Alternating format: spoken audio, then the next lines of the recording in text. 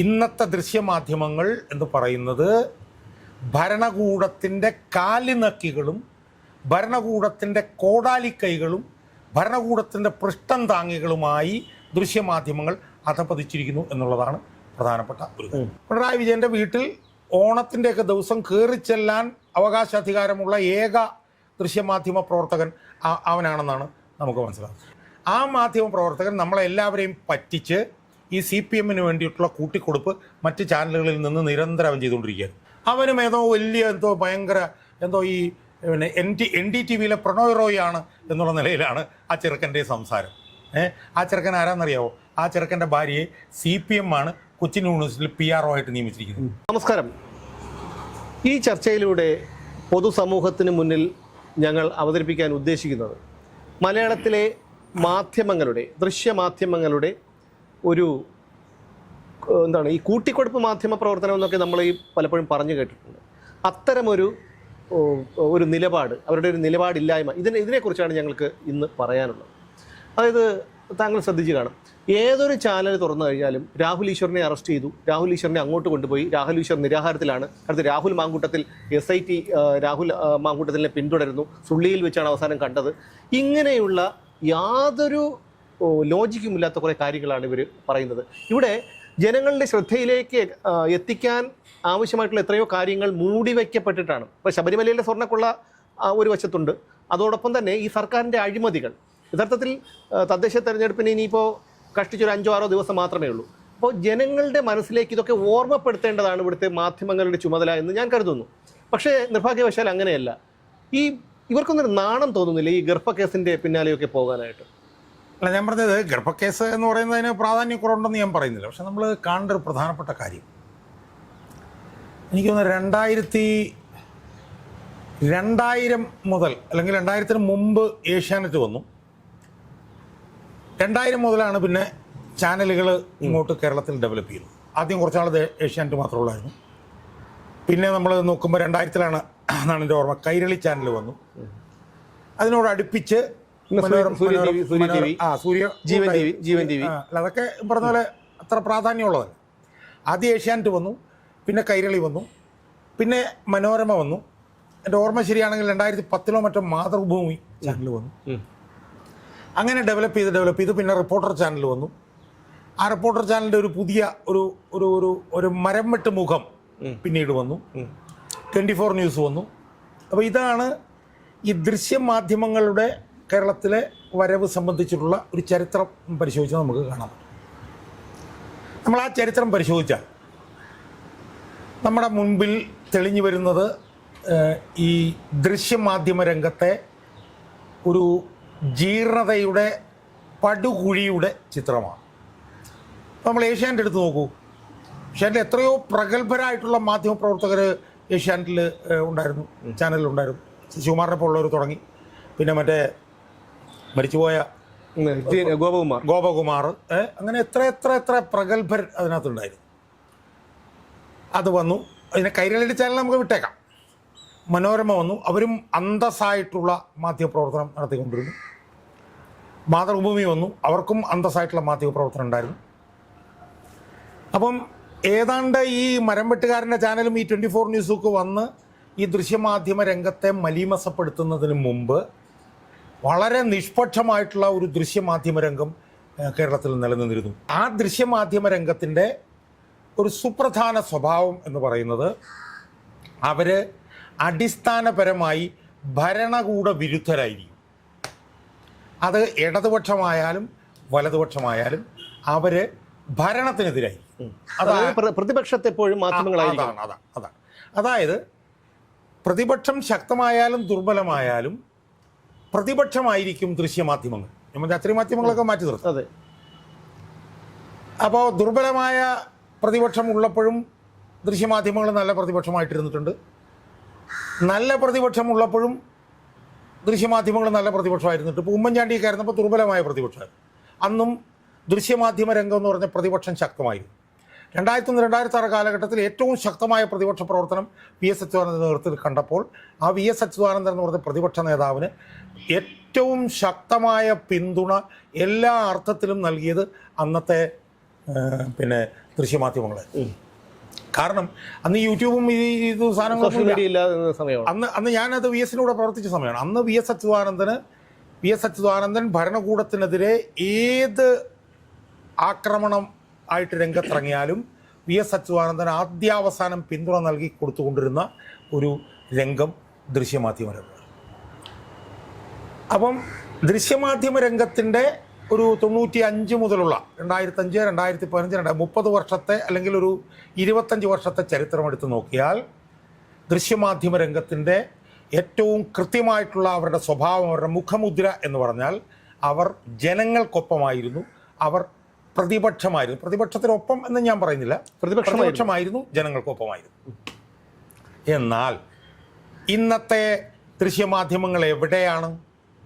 ഇന്നത്തെ ദൃശ്യമാധ്യമങ്ങൾ എന്ന് പറയുന്നത് ഭരണകൂടത്തിൻ്റെ കാലിനക്കികളും ഭരണകൂടത്തിൻ്റെ കോടാലിക്കൈകളും ഭരണകൂടത്തിൻ്റെ പൃഷ്ഠം താങ്ങികളുമായി ദൃശ്യമാധ്യമങ്ങൾ അധപ്പതിച്ചിരിക്കുന്നു എന്നുള്ളതാണ് പ്രധാനപ്പെട്ട ഒരു കാര്യം. അതെനിക്ക് തോന്നുന്നു പല കാരണങ്ങളുണ്ട്.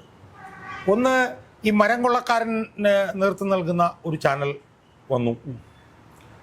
സ്വാഭാവികമായും ആ മരം കൊള്ളക്കാരൻ എന്നെ സംബന്ധിച്ചിടത്തോളം സർക്കാരിൻ്റെ കൂടുതൽ കൂത്തുകാരനാകാതിരിക്കാൻ പറ്റില്ല. കാരണം മരം കൊള്ളയുമായി ബന്ധപ്പെട്ട് പല കേസുകളിലും അവൻ പ്രതിയാണ്. അപ്പോൾ അവനാണ് യഥാർത്ഥത്തിൽ ആ മരം കൊള്ള ചാനലിനെ കൊണ്ടുവന്ന് ഈ ദൃശ്യമാധ്യമ രംഗത്തെ മലീമസമാക്കിയതിൽ ഒന്നാം പ്രതി. രണ്ടാം പ്രതിയായി നമുക്ക് മറ്റ് ചാനലുകൾ, ഇപ്പോൾ 24 ന്യൂസ് പോലുള്ള ചാനലുകളെ നമുക്ക് കാണാം. അതിൻ്റെ പുറകിലും നിൽക്കുന്നത് ഈ ഗോകുലം ഗോപാലിനെ പോലെ ഭരണകൂട താല്പര്യങ്ങളുള്ള വലിയ ഈ പറഞ്ഞ പോലെ മുതലാളിമാരും തട്ടിപ്പുകാരുമാണ്. അപ്പോൾ അവരും കൂടെ വന്നതുകൂടി അത് പിന്നെയും താഴ്ന്നു. മൂന്നാമത് വന്നൊരു പ്രധാനപ്പെട്ട പ്രശ്നം എന്താ? മൂന്നാമത് വന്നൊരു പ്രധാനപ്പെട്ട പ്രശ്നം 10 വർഷത്തെ ഭരണം. ഈ 10 വർഷ ഭരണം എന്നുള്ളത് കേരളത്തിൽ നടാടെയാണ് സംഭവിക്കുന്നത്. 10 വർഷ ഭരണം വന്നതോടുകൂടി ഭരണകൂടം അതിശക്തമായിട്ടുള്ള നിയന്ത്രണം ദൃശ്യമാധ്യമങ്ങളുടെ മേൽ കൊണ്ടുവന്നു. എങ്ങനെ കൊണ്ടുവന്നു? ദൃശ്യമാധ്യമങ്ങൾക്ക് പരസ്യമില്ലാതെ നിൽക്കാൻ പറ്റില്ല. അപ്പോൾ സാമൂഹ്യ മാധ്യമങ്ങളൊക്കെ ഒരു പരിധി വിട്ട് വളരുന്നതിൻ്റെ കാരണം എന്താ? അവരുടെ പരസ്യം സർക്കാരിൽ നിന്നല്ല, അവരുടെ പരസ്യം യൂട്യൂബിൽ നിന്നാണ്. പക്ഷേ ദൃശ്യമാധ്യമങ്ങളെ സംബന്ധിച്ചിടത്തോളം സർക്കാർ പരസ്യമില്ലാതെ നിൽക്കാൻ പറ്റില്ല. അപ്പോൾ സർക്കാർ പരസ്യമൊക്കെ കൊണ്ടുവന്ന് ഭരണകൂടം ശക്തമായിട്ടുള്ള സ്വാധീനം ദൃശ്യമാധ്യമങ്ങളുടെ മേൽ ചെലുത്തി. ആ സ്വാധീനത്തിൽ ദൃശ്യമാധ്യമങ്ങൾ വീണു. നാലാമത്തെ ഒരു പ്രധാനപ്പെട്ട കാര്യം എന്താ? നാലാമത്തെ ഒരു പ്രധാനപ്പെട്ട കാര്യം എന്ന് പറഞ്ഞാൽ ദൃശ്യമാധ്യമങ്ങളിലേക്ക് കടന്നു കയറാൻ CPM-ന് കഴിഞ്ഞിരുന്നില്ല. പതിറ്റാണ്ടുകളോളം കഴിഞ്ഞിരുന്നില്ല. അത് ഏഷ്യാനെറ്റാകട്ടെ, മനോരമയാകട്ടെ, മാതൃഭൂമിയാകട്ടെ കഴിഞ്ഞു. എന്നാൽ അത് മാറിയിട്ട് ദൃശ്യമാധ്യമങ്ങളിലേക്ക് ശക്തമായിട്ടുള്ള ഒരു കടന്നു കയറ്റം CPM നടത്തി. ഇപ്പം നമ്മൾ ഓരോ ചാനലും നമ്മളൊന്ന് എടുത്തു പോകും. ഇപ്പം മരംവെട്ടുകാരൻ്റെ ചാനലിനെ കുറിച്ച് ഞാൻ പറയുന്നില്ല. അത് മരം വെട്ടുന്നവൻ്റെ ചാനലാണ്, അവൻ്റെ താല്പര്യം അവൻ സംരക്ഷിക്കും. അത് നമ്മളെടുത്ത് ചവിട്ടൂട്ടേക്കളായി. അത് ഇന്നോ നാളെയോ അത് നടത്തുന്നവനെ പിന്നെ നിയമ സംവിധാനങ്ങൾ അകത്താക്കുമ്പം ആ ചാനൽ അങ്ങ് അവസാനിച്ചോളൂ. അതുകൊണ്ട് അതിനകത്തേക്ക് നമ്മൾ കൂടുതൽ പോകണ്ട.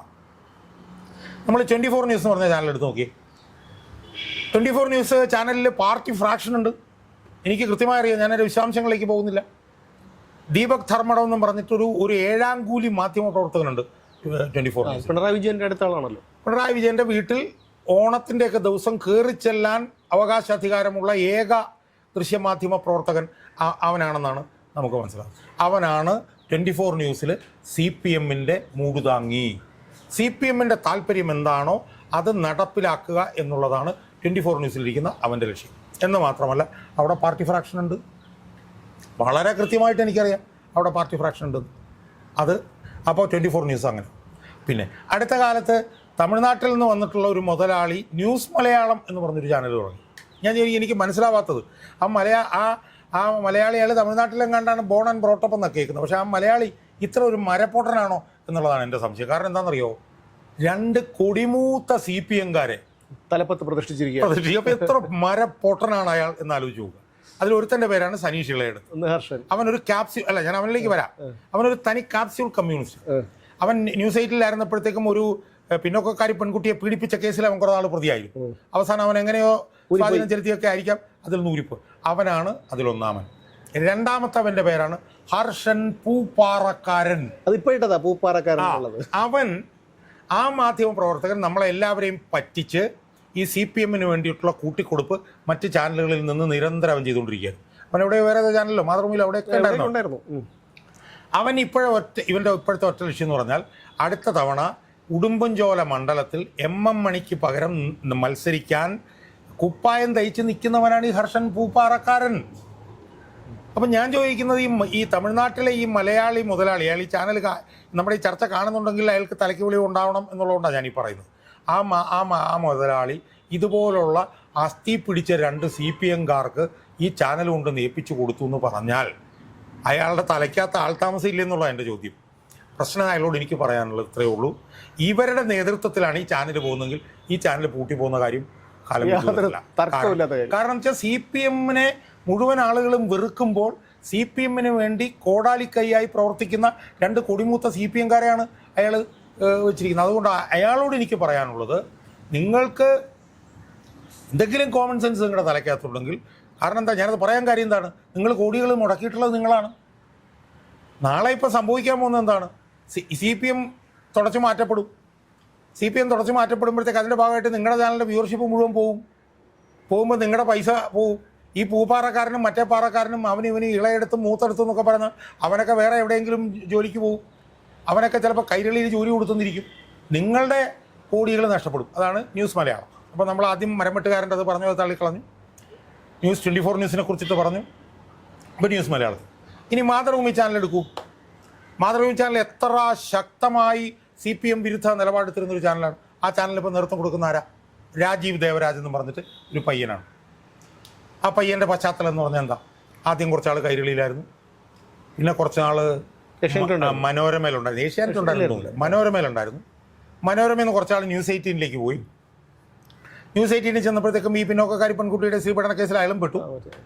എന്തോ ഭാഗ്യത്തിന് ലോട്ടറി അടിച്ചതുപോലെ അയാൾ മാതൃഭൂമി ചാനലിൻ്റെ എഡിറ്ററായി. ഞാനൊക്കെ സത്യം പറഞ്ഞാൽ ഞെട്ടിപ്പോയി. കാരണം ഒരു ചാനലിൻ്റെ എഡിറ്ററായിരിക്കാൻ ഒരു യോഗ്യതയും ഇല്ലാത്ത ഒരുത്തനാണ് ഈ രാജീവ് ദേവരാജൻ. മനസ്സിലായില്ലേ? തുടക്കം എവിടുന്നാ? കൈരളിന്നാ. എന്തായാലും അർഹിക്കാത്ത ഒരു സ്ഥാനത്ത് വന്നു. അർഹിക്കാത്ത സ്ഥാനത്ത് വരുമ്പോൾ ഉള്ളൊരു പ്രത്യേകത എന്താ? ഭയങ്കരമായി തലക്കനം കൂടും. അപ്പം ഞാൻ മാതൃഭൂമി ചാനലിൻ്റെ എഡിറ്ററാണ് എന്നുള്ളതാണ് അയാളുടെ തലയ്ക്കകത്ത് മുഴുവനിരിക്കുന്നത്. അയാൾ അവിടെ അങ്ങനെ ഇരുന്നു കൊണ്ട് അയാൾ ചെയ്യുന്ന പണികളിലേക്ക് നമുക്ക് പിന്നീട് വരാം. അവിടെ വേറൊരുത്തനുണ്ട്, അവൻ്റെ പേരാണ് അഭിലാഷ് മോഹൻ. അവനും ഭയങ്കര ഈ പിന്നെ NDTV-യിലെ പ്രണോയ് റോയ് ആണ് എന്നുള്ള നിലയിലാണ് ആ ചെറുക്കൻ്റെ സംസാരം. ആ ചെറുക്കൻ ആരാന്നറിയാവോ? ആ ചെറുക്കൻ്റെ ഭാര്യയെ CPM ആണ് കൊച്ചിൻ യൂണിവേഴ്സിറ്റിയിൽ PRO ആയിട്ട് നിയമിച്ചിരിക്കുന്നത്. അതെ. അപ്പോൾ കൊച്ചിൻ യൂണിവേഴ്സിറ്റിയിലെ PROയുടെ ഭർത്താവാണ് ഈ അഭിലാഷ് മോഹൻ. അതാണ് പിന്നെ മാതൃഭൂമിയുടെ അവസ്ഥ. പിന്നെ മാതൃഭൂമിയിൽ ആര്യ എന്ന് പറഞ്ഞൊരു കൊച്ചുണ്ട്. അതിൻ്റെ പൊട്ടത്തരം ഞാൻ പിന്നെ കൂടുതൽ ഞാൻ പറയുന്നില്ല, കാരണം അതിന് പാമ്പിടിച്ചാൽ അതിന് അറിവില്ലാത്തതുകൊണ്ടാണ് അങ്ങനെ പറയുന്നത്. രാവിലെ വരുമ്പോഴത്തേക്കും ഒച്ചയിൽ കിടന്ന് ബഹളം വെച്ച് കഴിഞ്ഞാലാണ് വ്യൂവർഷിപ്പ് കൂടുക എന്നാണ് ആ പാമ്പ് പിടിച്ച കൊച്ചി വിചാരിച്ചുകൊണ്ടിരിക്കുന്നത്. ആ കുട്ടിയൊക്കെ യഥാർത്ഥത്തിൽ ആ ചാനലിൽ മോത്തി രാജേഷ് എന്ന് പറഞ്ഞിട്ടൊരു റിപ്പോർട്ടറുണ്ട്. അവരെയൊക്കെ കണ്ടുപഠിക്കണം. അവരൊക്കെ എത്ര സമചിത്തതയോടുകൂടിയാണ് കാര്യങ്ങൾ അവതരിപ്പിക്കുന്നത്. ഈ കൊച്ചു വന്നു കഴിഞ്ഞാൽ ഈ കൊച്ചിൻ്റെ പ്രധാനപ്പെട്ട പണി ഭയങ്കര ഒച്ചമുളം ഉണ്ടാക്കുക എന്നുള്ളതാണ്. ഒച്ചമുളം ഉണ്ടാക്കിയാൽ വ്യൂവർഷിപ്പ് കൂടുന്നു വിശ്വസിക്കുന്ന ഒരു മാധുവിനെ കൂടെ ഒന്ന് പരാമർശിച്ചു. അല്ല, മാധു ഇത് തന്നെയാണ്. മാധുവിൻ്റെ തലയിൽ ഒന്നുമില്ല. പക്ഷേ മാധുവിൻ്റെ തലയിൽ നിറച്ച് ബുദ്ധിയാണെന്നാണ് മാധു വിചാരിച്ചു വെച്ചിരിക്കുന്നത്. മാധുവിന് എല്ലാം അറിയാമെന്നാണ് മാധുവിൻ്റെ ധാരണ. മാധു ഇരുന്ന കസേരയിൽ ഇരുമ്പ് വേറെ ആളുകൾ ഇരുന്നിട്ടുണ്ട്. അവരൊക്കെ ഹാർഡ് വർക്കിംഗ് ആയിരുന്നു. അവരൊക്കെ കാര്യങ്ങൾ പഠിച്ചിട്ടാണ് അവർ പിന്നെ നിന്നിരുന്നത്. പിന്നെ മനോരമയും മീഡിയ വണ്ടിലൊന്നും ഈ പറഞ്ഞ പോലെ അത്ര CPM-ൻ്റെ ഈ നുഴഞ്ഞുകയറ്റം ഉണ്ട് എന്ന് ഞാൻ വിശ്വസിക്കുന്നു. അപ്പോൾ ഇതാണ് ഇപ്പോഴത്തെ മാധ്യമങ്ങളുടെ ഒരു അല്ല. പക്ഷേ അവിടെയുണ്ട് ഏഷ്യാനെറ്റ് എന്ന് പറയുമ്പോൾ നമ്മുടെ ഒരു പാരമ്പര്യമുള്ള ഒരു ചാനലാണ്. കാരണം ആദ്യമായി മലയാളത്തിൽ വന്നൊരു ചാനലാണ്. ഏറെക്കുറെ നിഷ്പക്ഷമായി പൊയ്ക്കൊണ്ടിരിക്കുന്ന ഒരു ചാനലാണ്. പക്ഷേ അവർ പോലും എന്താണ് ഇത്തരം വിഷയങ്ങളിലേക്ക് വരാതെ ഈ ഒരു രാഹുൽ മാങ്കൂട്ടത്തിൻ്റെ കട്ടിലിൻ്റെ കാലിൽ ചെന്ന് കിടന്ന അല്ല, അവിടെയും ഞാൻ പറയാം, അവിടെയും ഞാനത് നേരത്തെ വിട്ടുപോയതാണ്. CPM-ന് നുഴഞ്ഞുകയറ്റം ഉണ്ടെന്നുള്ളത് വളരെ വ്യക്തമാണ്. അതിനകത്തുള്ള പല പ്രമുഖരും, ഇപ്പോൾ വിനു ജോണിനെ പോലെ 2-3 പേര് വേറെ ആണെങ്കിലും അവിടെയുള്ള പല പ്രമുഖരും ഒക്കെ തുടങ്ങി വന്നിട്ടുള്ളത് ഇതിനകത്തു നിന്നാണ്. ഞാൻ പേരെടുത്ത് പറയുന്നില്ല. അവിടെ ഒരു ചെറുപ്പക്കാരൻ റിപ്പോർട്ടറുണ്ട്, ഞാൻ അവൻ്റെ പേര് പറയുന്നില്ല. അയാൾ ഈ ശ്രീജിത്ത് എന്ന് പറഞ്ഞിട്ടുള്ള ഉന്നത പോലീസ് ഉദ്യോഗസ്ഥനുണ്ടല്ലോ, അവൻ്റെ കൈയാളാണ്. പേര് ഞാനിപ്പോൾ തൽക്കാലം പറയുന്നില്ല, നാളെ കഴിഞ്ഞാൽ പറയാം. അപ്പോൾ ഇതിൽ നിന്ന് കുറച്ചെങ്കിലും ഒന്ന് വിട്ടു നിൽക്കുന്നത് ഈ മീഡിയ വണ്ണും മനോരമ എന്ന് പറഞ്ഞ 2 ചാനൽ മാത്രമേ ഉള്ളൂ എന്നാണ് ഞാൻ മനസ്സിലാക്കുന്നത്. അപ്പോൾ ഇതാണ് യുവന്മാരുടെ ജനം TVക്ക് പിന്നെ ആവശ്യത്തിലേക്ക് വരാൻ പറ്റില്ല, ജനം പിന്നെ അങ്ങനെയാണ്. അപ്പോൾ ഇതാണ് ഇന്നത്തെ ദൃശ്യമാധ്യമ രംഗത്തിൻ്റെ ഒരവസ്ഥ. ഇനി നമുക്ക് സമകാലിക രാഷ്ട്രീയത്തിലേക്ക് വരാം. സമകാലിക രാഷ്ട്രീയത്തിലേക്ക് നമ്മൾ വരുമ്പം എന്താണ് സ്ഥിതി? ഒരു തെരഞ്ഞെടുപ്പ് വരാൻ പോകും. ആ തെരഞ്ഞെടുപ്പ് എന്ന് പറഞ്ഞാൽ LDFനെ സംബന്ധിച്ചിടത്തോളം UDFനെ സംബന്ധിച്ചിടത്തോളം നിർണായകമാണ്. പക്ഷേ അത് LDFനെ സംബന്ധിച്ചിടത്തോളം ഏറ്റവും നിർണായകം. കാരണം 10 വർഷത്തെ അധികാരത്തിൽ ഇരുന്നവന്മാർക്ക് ഇനി 5 വർഷം കൂടെ അധികാരം ഇല്ലാതെ ജീവിക്കാൻ പറ്റില്ല. അതുകൊണ്ട് എങ്ങനെയെങ്കിലും അധികാരം പിടിച്ചെടുത്തേ പറ്റുള്ളൂ. അതിന് നെട്ടോട്ടം അവർ ഓടിക്കൊണ്ടിരിക്കുകയാണ്. അവരാണല്ലോ ഭരണകൂട വിരുദ്ധ നിലപാടാണല്ലോ ദൃശ്യമാധ്യമങ്ങൾ നിരന്തരം എടുത്തുകൊണ്ടിരുന്നത്. സ്വാഭാവികമായി ആ ഭരണകൂടം വിവസ്ത്രരായി നിൽക്കുകയാണ്. അത് ശബരിമല കൊള്ളയുടെ കാര്യത്തിൽ മാത്രമല്ല, എത്രയോ ഭരണകൂട വീഴ്ചകൾ എത്രയോ മേഖലകളിൽ, ഇപ്പോൾ ആരോഗ്യത്തിൻ്റെ മേഖലയിലൊക്കെ ഉള്ള വീഴ്ചകളെ കുറിച്ചിട്ട് നമ്മൾ പ്രത്യേകിച്ച് എടുത്തു പറയേണ്ട കാര്യമുണ്ടെന്ന് എനിക്ക് തോന്നുന്നില്ല. അതുപോലെ തന്നെ ഇപ്പം മുഖ്യമന്ത്രി ആയിപ്പോയി, എന്ത് ചെയ്യാം, ഒരു ഉളുപ്പുമില്ലാതെ 1,10,00,000 രൂപയ്ക്ക്. എന്ന് വെച്ചാൽ അയാളുടെ വീടിൻ്റെ ഖജനാവാണ് സംസ്ഥാന ഖജനാവെന്നാണ് അയാളുടെ ധാരണ. അയാളത് ചെയ്യുന്നു. ഇപ്പം തന്നെ അയാളെന്തോ ഗൾഫിൽ കിടക്കുകയാണ്, അങ്ങനെ ചെയ്യുന്നു. അല്ലല്ല, തൊപ്പിയിട്ടുണ്ട്, ഇന്നലെ വന്നിരിപ്പുണ്ട്. അവിടെ ഇന്ന് മനോരമ പത്രത്തിൽ വരെ തൊപ്പി കൊച്ചിട്ടുണ്ട്. അതുപോലെ തന്നെ നമ്മുടെ സംസ്ഥാനത്തിൻ്റെ സാമ്പത്തിക അവസ്ഥ എന്താ? ഏതാണ്ട് 4-4.5 ലക്ഷം കോടി രൂപയുടെ കടം, ക്രമസമാധാന നില തകർന്ന് തരിപ്പണം. അപ്പം എല്ലാ തരത്തിൽ നോക്കിയാലും ആദ്യാവസാനം ജനങ്ങളിൽ നിന്ന് ഒറ്റപ്പെട്ട് തുണിയില്ലാതെ വിവസ്ത്രരായി നഗ്നരായി നിൽക്കുന്ന ഭരണകൂടം. ആ ഭരണകൂടത്തിൻ്റെ തലയിലേക്കാണ് ഇടുത്തി പോലെ സ്വർണ്ണക്കൊള്ള വന്ന് വീണിരിക്കുന്നത്. ആ സ്വർണ്ണക്കൊള്ളയിൽ CPMൻ്റെ 2 ഉന്നത നേതാക്കന്മാർ ജയിലിൽ കിടക്കുന്നു. അവർ ഇതിൻ്റെ സൂത്രധാരന്മാരാണെന്ന് റിമാൻഡ് റിപ്പോർട്ട് വരുന്നു. അവരുടെ മുൻകൂർ ജാമ്യാപേക്ഷ പോലും കോടതികൾ തള്ളുന്നു. അതിൽ ഒരുത്തനെ മുൻകൂർ ജാമ്യാപേക്ഷ തള്ളി അവനെ ഇപ്പോൾ 2ാമത്തെ കേസിലും SIT പ്രതിയാക്കിയിരിക്കുന്നു. അയാളെ 14 ദിവസം വീണ്ടും അയാളെ റിമാൻഡിൽ ആക്കിയിരിക്കുന്നു. അയാളെ ഇപ്പോഴും സംസ്ഥാന പാർട്ടി ജില്ലാ സെക്രട്ടേറിയറ്റിൽ നിലനിർത്തിക്കൊണ്ടിരിക്കുന്നത് ഈ പാർട്ടി. അയാളെ പുറത്താക്കാനുള്ള നട്ടലില്ല. അപ്പോൾ ആ നിലയിൽ സ്വർണ്ണക്കൊള്ളയുടെ കാര്യത്തിൽ മാത്രമല്ല, എല്ലാ കാര്യത്തിലും ജനങ്ങളിൽ നിന്ന് ഒറ്റപ്പെട്ട് തുണി ഒരു ഇഞ്ച് തുണി പോലും ശരീരത്തിലില്ലാതെ ഈ CPM എന്ന് പറഞ്ഞ പാർട്ടി നിൽക്കുമ്പോഴാണ് ഇവിടുത്തെ ദൃശ്യമാധ്യമ ചെറ്റകൾ എന്നുള്ളത് അവരെ വിളിക്കാൻ നമുക്ക് വേറെ വാക്കുകളില്ല. ചെറ്റകൾ, കുറേ മീശ മുളയ്ക്കാത്ത കുറച്ച് പിള്ളേർ, കുറേ പഴയ CPMക്കാർ, കുറേ എന്തൊക്കെയോ ആണെന്ന് വിചാരിക്കുന്ന ചില ആളുകൾ, അവരെല്ലാം കൂടെ ചേർന്ന് നിന്ന് ഈ രാഹുൽ മാങ്കൂട്ടം എന്ന് പറയുന്ന ഇയാളുടെ വിഷയത്തിലേക്ക് മുഴുവൻ ശ്രദ്ധയും ജനങ്ങളെ തിരിക്കാൻ അവർ ശ്രമിക്കുന്നു. അല്ല, ഞാൻ പറഞ്ഞ അതിൻ്റെ ഫലം എന്താണെന്ന് ഞാൻ പിന്നീട് പറയാം.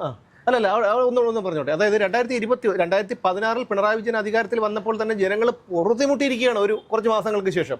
അതിനുശേഷം 2021 തെരഞ്ഞെടുപ്പ് വരുന്നത്. ആ തെരഞ്ഞെടുപ്പിന് മുന്നോടിയായിട്ടാണ് ഏഷ്യാനെറ്റിൻ്റെ എക്സിക്യൂട്ടീവ് എഡിറ്ററാണോ സിന്ധു സൂര്യകുമാർ മുഖ്യമന്ത്രിയുടെ ഔദ്യോഗിക വസതിയിൽ ചെല്ലുന്നു. അവിടെ ഇരുന്ന് അവരുടെ മുഖ്യമന്ത്രിയെയും ഭാര്യയെയും ചെറുമകനെയും മകളെയും വിളിച്ചിരുത്തി ഒരു സ്റ്റാർ ഇൻ്റർവ്യൂ. അതിലാണ് ക്യാപ്റ്റൻ പദവി കൽപ്പിച്ചു കൊടുക്കുന്നത്. പക്ഷേ ആ ഒരു ഇൻ്റർവ്യൂ ചെറിയ സ്വാധീനമൊന്നും അല്ല പൊതുസമൂഹത്തിൽ ചെലുത്തിയത്. കാരണം മലയാളികളെ സംബന്ധിച്ചിടത്തോളം മലയാളികൾ അരണയുടെ ബുദ്ധിയുള്ളൂ. കാരണം കഴിഞ്ഞതെല്ലാം പെട്ടെന്ന് മറന്നു പോകും. ആ ഒരു രീതിയിൽ ജീവിക്കുന്ന ആൾക്കാരാണ് മലയാളികൾ. അപ്പോൾ ഇങ്ങനെയുള്ള കുറേ പേരുടെ തലച്ചോറിലേക്ക് ഈ ഒരു ക്യാപ്റ്റൻ പദവി കുത്തിവെക്കാൻ ഈ സിന്ധു സൂര്യകുമാറിൻ്റെ ആ ഒരു ഇൻ്റർവ്യൂവിന് കഴിഞ്ഞു.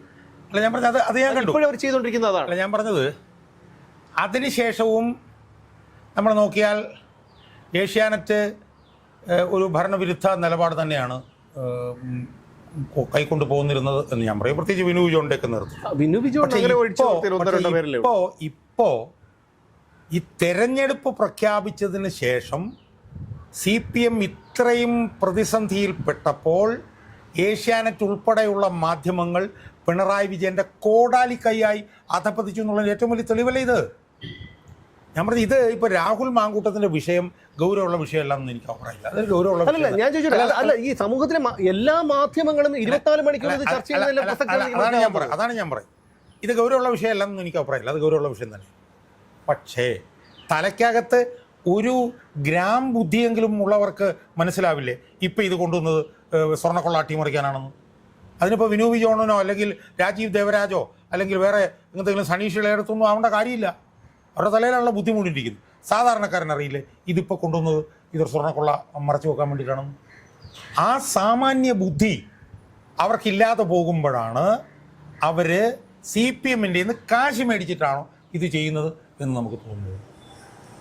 ഇപ്പോൾ അവർ കൊണ്ടുവന്നുകൊണ്ടിരിക്കുന്ന വാർത്തകളൊന്നും ശുദ്ധ അസംബന്ധമല്ലേ അവർ ചെയ്തുകൊണ്ടിരിക്കുന്നത്. അവരിത് പറയണില്ലെന്ന് ഞാൻ പറയുന്നില്ല. പക്ഷേ ശബരിമല കൊള്ളയിൽ നടക്കുന്ന ഡെവലപ്മെൻറ്റ്സ് അതേ പ്രാധാന്യത്തോടുകൂടി പറയണ്ടേ?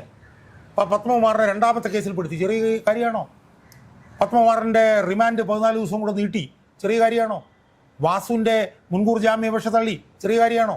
പത്മകുമാറിൻ്റെ മുൻകൂർ ജാമ്യാപേക്ഷ തള്ളി, ചെറിയ കാര്യമാണോ? ശ്രീകുമാറിന്റെയും ഞാൻ പറഞ്ഞ അവര് അത്ര പ്രാധാന്യമുള്ള തള്ളിയിട്ടുണ്ടല്ലോ, ജാമ്യാപേക്ഷ ഹൈക്കോടതി തള്ളിയല്ലോ. അതുപോലെ തന്നെ ഈ സ്വർണ്ണക്കൊള്ള കേസിൽ ജയിലിൽ കിടക്കുന്ന ഇയാളെ പാർട്ടിയിൽ നിന്ന് പുറത്താക്കാനായിട്ട് ഈ പാർട്ടിക്ക് കഴിയുന്നില്ല. ഇതൊക്കെ വളരെ ഗുരുതരമായിട്ടുള്ള വിഷയമല്ലേ ഈ വിഷയങ്ങൾ? ഈ വിഷയങ്ങളെല്ലാം മാറ്റിയിട്ട് രാഹുൽ മാങ്കൂട്ടർ പക്ഷേ ഈ പൊട്ടന്മാർ ഈ ദൃശ്യമാധ്യമങ്ങളിലിരിക്കുന്ന വലിയ എന്തോ ആളുകളാണെന്ന് വിചാരിക്കുന്ന ഈ മരപ്പൊട്ടന്മാരും മനസ്സിലാവാത്തൊരു കാര്യം എന്താണെന്നറിയാമോ? മനസ്സിലാവാത്തൊരു കാര്യം എന്ന് പറയുന്നത്, ഇവിടെ ഇന്ന് ദൃശ്യമാധ്യമങ്ങൾ മാത്രമല്ല ജനങ്ങൾ കാണുന്നത്. ദൃശ്യമാധ്യമങ്ങൾ മാത്രം കാണുന്നൊരു കാലം ഉണ്ടായിരുന്നു. ആ കാലത്ത് ജനങ്ങൾക്ക് ദൃശ്യമാധ്യമങ്ങൾ മാത്രം. ഇന്ന് സാമൂഹ്യ മാധ്യമങ്ങളെന്ന് പറഞ്ഞൊരു സാധനം ഇവിടെയുണ്ട്. അവരെ യാഥാർത്ഥ്യം പുറത്തു കൊണ്ടിരുന്നുണ്ട്. അവർ കുറേ പൊട്ടിക്കലൊക്കെ അതിനകത്ത് നടക്കുന്നുണ്ടെങ്കിലും അവർ യാഥാർത്ഥ്യം പുറത്തു കൊണ്ടിരുന്നുണ്ട്. ഈ രാഹുൽ മാങ്കൂട്ടത്തിൻ്റെ വിഷയത്തിൽ എന്താണ് ശരി എന്നുള്ളത് ഈ സാമൂഹ്യ മാധ്യമങ്ങളിലൂടെ ജനങ്ങൾക്ക് മനസ്സിലാവുന്നുണ്ട്. രാഹുൽ മാങ്കൂട്ടത്തിൻ്റെ കേസ് ഇപ്പം കെട്ടിപ്പൊക്കിക്കൊണ്ട് വന്നതാണ് എന്നും രാഹുൽ മാങ്കൂട്ടത്തിനെ വേട്ടയാടുകയാണ് എന്നുമുള്ള ബോധ്യമാണ് സാമാന്യ ജനങ്ങളുടെ ഇടയിലുള്ളത് എന്നത് ഈ മരപ്പൊട്ടന്മാരായിട്ടുള്ള ഈ ദൃശ്യമാധ്യമക്കാരും മനസ്സിലാവുന്നില്ല. അവരിരിക്കുന്ന സ്വന്തം കൊമ്പ് മുറിക്കുകയാണ് ചെയ്യുന്നത്. അവരുടെ കാഴ്ചക്കാരെ കുറയ്ക്കുന്ന നടപടിയാണ് അവർ ചെയ്യുന്നത്. അതുകൊണ്ട് അവർക്ക് ബുദ്ധിയും ബോധവും കുറേ എണ്ണത്തിനില്ല. കുറേ എണ്ണം CPMൻ്റെ പിന്നെ കയ്യാളുകളായും കോടാലി കൈയായും പ്രവർത്തിക്കുകയാണ്. അതുകൊണ്ട് എനിക്കൊരു പൊതുപ്രവർത്തകൻ എന്നുള്ള നിലയിൽ ഈ ദൃശ്യമാധ്യമങ്ങളുടെ ഉടമകളോട് എനിക്ക് സൂചിപ്പിക്കാനുള്ളത് നിങ്ങളുടെ ഈ ദൃശ്യമാധ്യമത്തിന് കാഴ്ചക്കാരാണ് നിങ്ങൾക്ക് വേണ്ടതെങ്കിൽ, നിങ്ങളുടെ ഈ റിപ്പോർട്ടർമാരിപ്പോൾ ചുടുചോറ് വാരിക്കൊണ്ടിരിക്കുകയാണ്, കുരങ്ങനെ കൊണ്ട് പിണറായി ചുടുചോറ് വാരിച്ചുകൊണ്ടിരിക്കുകയാണ്. ഇത് മനസ്സിലാക്കിയില്ലെങ്കിൽ കോടിക്കണക്കിന് രൂപ മുതൽ മുടക്കിയ നിങ്ങളുടെ കോടികൾ പാഴാകും എന്ന് മാത്രമേ എനിക്ക് സൂചിപ്പിക്കാനുള്ളൂ. അതിൻ്റെ ഒന്നാമത്തെ അടി തദ്ദേശ സ്വയംഭരണ തെരഞ്ഞെടുപ്പ് കഴിയുമ്പോൾ നിങ്ങൾക്ക് കിട്ടും. അതുകൊണ്ട് തദ്ദേശ സ്വയംഭരണ തെരഞ്ഞെടുപ്പ് കഴിയുമ്പോഴെങ്കിലും നിങ്ങളുടെ ഈ തലയ്ക്ക് വെളിവില്ലാത്ത ദൃശ്യമാധ്യമ പ്രവർത്തകരോട് ഷട്ടപ്പ് എന്നും പറഞ്ഞ് അവിടെ ഇരുത്തുകയും ജനങ്ങൾക്ക് അനുകൂലമായി അവരെ നിർത്താൻ വേണ്ടിയിട്ട് നിങ്ങൾ ശ്രമിക്കുകയും ചെയ്തില്ലെങ്കിൽ നിങ്ങളുടെ കോടികൾ വെള്ളത്തിലാക്കുന്ന പണിയാണ് ഈ CPMന് വേണ്ടി കൂട്ടിക്കൊടുക്കുന്ന ഈ ദൃശ്യമാധ്യമ പ്രവർത്തകർ നടത്തുന്നത് എന്ന് മാത്രമേ എനിക്ക് ഈ അവസരത്തിൽ സൂചിപ്പിക്കാം. ശബരിമല സ്വർണ്ണക്കൊള്ളയിൽ പ്രതിചേർക്കപ്പെട്ട പത്മകുമാറിനെ പാർട്ടിയിൽ നിന്ന് പുറത്താക്കാത്തതാണോ, അതോ ഒരു ലൈംഗിക പീഡന പരാതി വന്നതിന് ശേഷം ഈ രാഹുൽ മാങ്കൂട്ടത്തിലിനെ പാർട്ടിയിൽ നിന്ന് പുറത്താക്കാത്തതാണോ മാധ്യമങ്ങളെ സംബന്ധിച്ചുള്ള വിഷയം? അവരെ സംബന്ധിച്ചിടത്തോളം ഈ രണ്ടാമത്തെ വിഷയമാണ് ഏറ്റവും ഗുരുതരമായിട്ടുള്ളത്. എന്തായാലും കേരളത്തിലെ പൊതുജനങ്ങൾ, സാധാരണക്കാരായ നിഷ്പക്ഷരായ പൊതുജനങ്ങൾ പൊട്ടന്മാരല്ല. അവരൊക്കെ കൃത്യമായിട്ട് കാര്യങ്ങൾ വിലയിരുത്തുന്നുണ്ട്. ഈ പറയുന്ന മാധ്യമത്തിൻ്റെ തലപ്പത്തിരിക്കുന്ന ഈ വിധികർത്താക്കൾ കഴിക്കുന്ന അതേ ആഹാരം തന്നെയാണ് അവരും കഴിക്കുന്നത്. അതിൻ്റെ തിരിച്ചടി എന്തായിരുന്നാലും ഈ വരുന്ന തെരഞ്ഞെടുപ്പിൽ പ്രതിഫലിക്കുമെന്നുള്ള കാര്യം ഉറപ്പ് തന്നെയാണ്. എന്തായിരുന്നാലും മാധ്യമങ്ങൾക്കൊരു കടമയുണ്ട്. ആ കടമയിൽ നിന്ന് വ്യതിചലിക്കരുത്. സമൂഹത്തിനോടൊപ്പം നിന്ന്, സാധാരണക്കാരനോടൊപ്പം നിന്ന് മുന്നോട്ട് പോകേണ്ട മാധ്യമങ്ങൾ ഇത്തരത്തിൽ ഈ പറയുന്ന CPMൻ്റെയും പിണറായി വിജയൻ്റെയും സംസ്ഥാന സർക്കാരിൻ്റെയും പിണിയാളുകളായി മാറുമ്പോൾ എന്താണ് പറയേണ്ടത്?